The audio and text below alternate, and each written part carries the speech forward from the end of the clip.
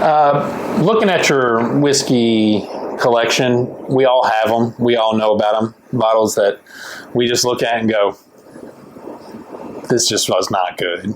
And it happens all the time, especially with shelfers that we just take a chance at. Today, we're going to give you a list of those things. That's the worst stuff that sits on the shelf. Yeah. Plain and simple.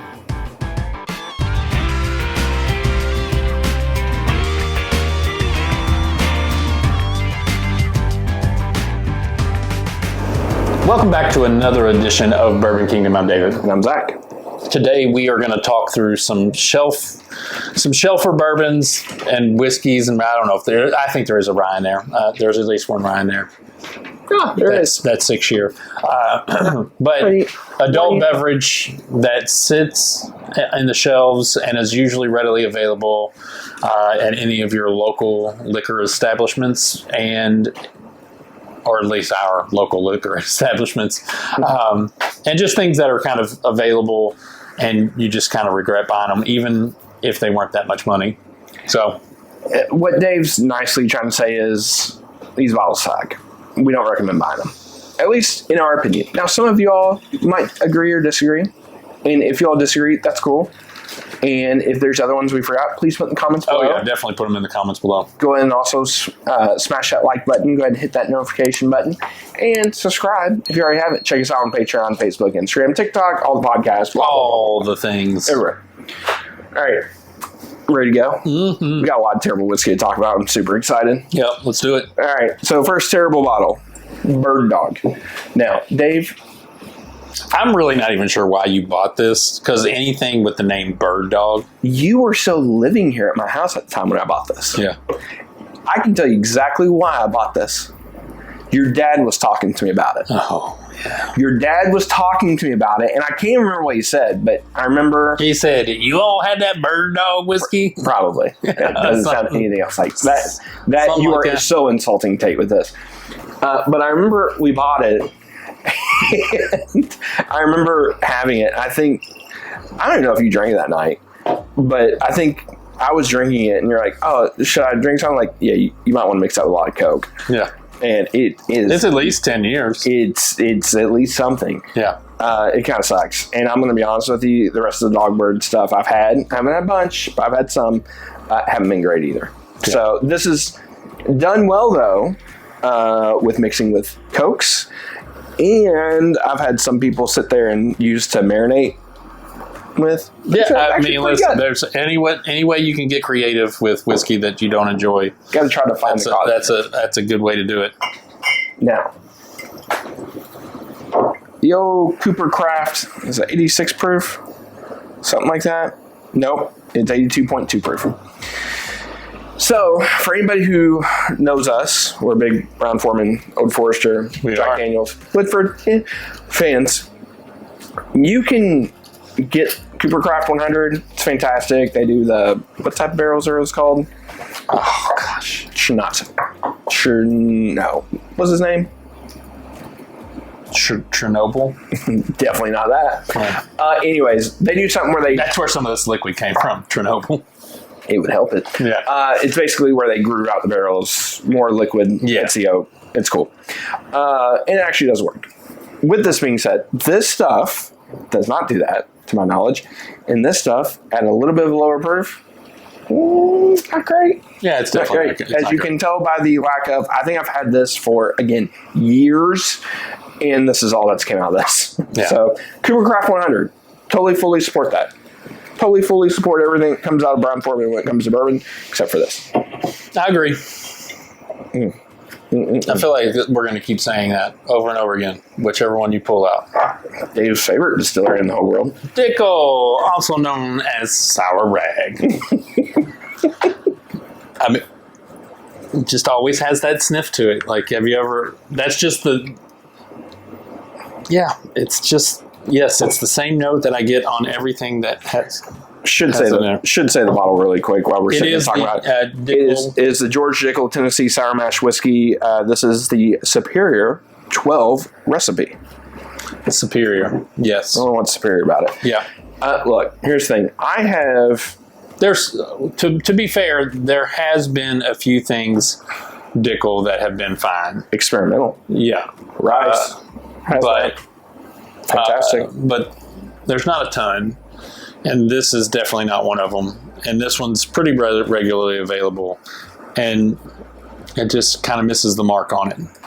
I don't even think there's a mark for it to hit. Yeah. If I'm going to be fair. Not trying to be a mean bully or whatever about Dickle, but like, and I get it. They're huge. They're massive. They sell to pretty much everybody. Yeah. But this stuff here is not, just not it. Yeah. I agree. All right. One that technically, I guess Dave and I both own. Wheat Henny. Do we own this? Yeah. Because you remember where we got that bottle from? I'd lie if I said I did. Somebody assumed how terrible it was and left it in our hotel room up in Pours in the Park. Yes, there it is. Not Pours in the Barn. Bourbon in the Barn. Not Park. Not Sipping on the Creek. Yeah. This is Pours in the Park. Here's the thing about it. At first, whenever you nose it, you're like, there's a little bit of cherry cola, and then bam, it hits you with like some weird chemical, mildewy kind of note. And it's bad. It's finished. It's bourbon whiskey finished with black cherry and toasted oak wood. And proof on it's not bad. It's 115 proof. Yeah. It's just. And it's from Cleveland, Ohio. Yeah, that explains it.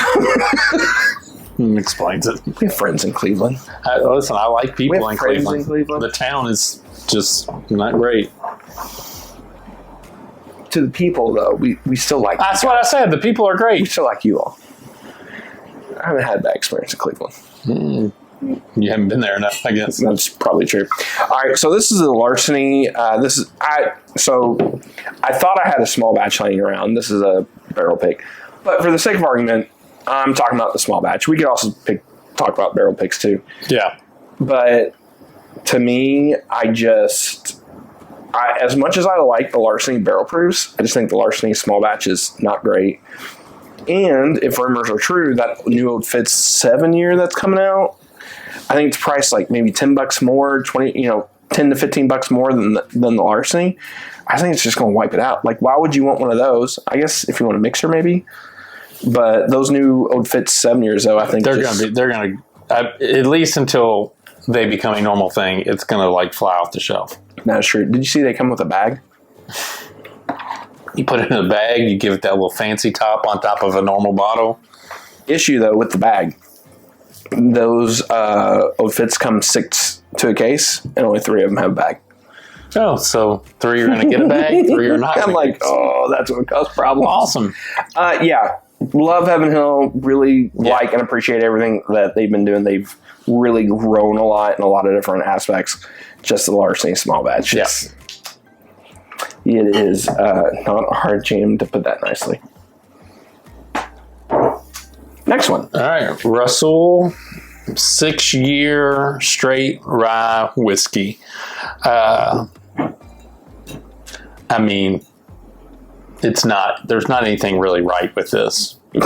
I remember having high hopes for it because, again, it's a 6-year rye. Like you hope that they can. It's from Wild Turkey. It's from Wild Turkey. Good bonus. Mm-hmm. This just kind of missed the mark for me, and I didn't like. I don't like the nose. I didn't really enjoy the finish on it. Mm-hmm. The palate was okay, but I just didn't really enjoy the finish or the nose on it. So it kind of made the rest of it not appealing whatsoever. And there are a lot of other ryes in this price range where you just kind of go, so I think the price range hurts it, but then also so for a minute I didn't really like rare breed rye, and then I've kind of came around to it, and so I went back and took a sip of this, and I was like, I think actually I just like this more now. Yeah. So I just think ultimately at the end of the day, it's not a palate. My palate is just way different than what somebody's looking for this, and I don't know honestly anybody who drinks this. Like, I can always kind of, even Dickle. Like, I know a couple people who like Dickle. I can't find anybody who likes... I think you might have bought the only bottle of that. Yeah, maybe. All right, and the last one. Is this a pig? Oh, this was. This is the Remis. This is actually a single barrel. George Remis. This is the straight bourbon whiskey. This is 111.9 proof. I bought this because this has been years and years and years ago. I bought this trying to build a relationship with the store. And right as that relationship started to go well, they sold it. So I was like, there goes 6 months. But I remember I went to open this. And all I have to show for it is a Remis. Pretty much. I remember whenever I finally cracked this open, I was like, oh, this needs some airtime. So I poured out some samples to people, and everybody's like, man, don't buy the Remis single barrels. They're not good. They're kind of like 4 to 5 years-ish at the time, and they just... Yeah, they're just not my favorite. And, you know, I like Remis. I know I feel like we beat... Remis. I like Ross and Squibb, and I feel like we beat them up a lot. But it's just like some of their things, man, just subpar. Yeah. I just hate it. Yeah. I don't really have anything to add to that because it would just be pouring it on. And I'm not going to do that because I love Ross and Squibb. You are great. So he's always looking for more Remis vibes. All in all, like that's our video. That's kind of some shelfers that just kind of sit around and are available, but maybe you should look in other direction. Tell us what those are for you. Tell us what bottle you have on your shelf that was a shelfer that you just kind of go, I wish I wouldn't have wasted my money on that one. And until next time, we'll see you. We'll see you.